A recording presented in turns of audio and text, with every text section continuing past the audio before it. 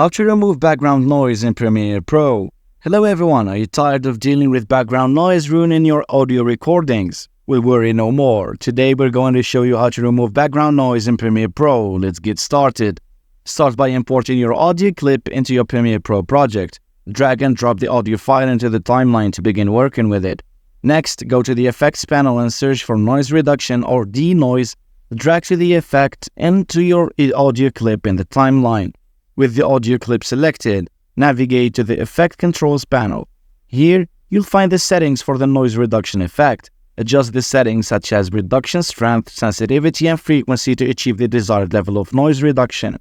After making adjustments, preview the audio clip to hear the changes. Listen carefully to ensure that the background noise is adequately reduced without affecting the quality of the desired audio. If necessary, fine-tune the settings further to achieve the best results. You may need to experiment with different settings depending on the characteristics of the background noise and the audio recording. In some cases, you'll need to apply additional effects such as EQ or compression to further enhance the audio quality and reduce any remaining noise. Once you're satisfied with the results, export your file.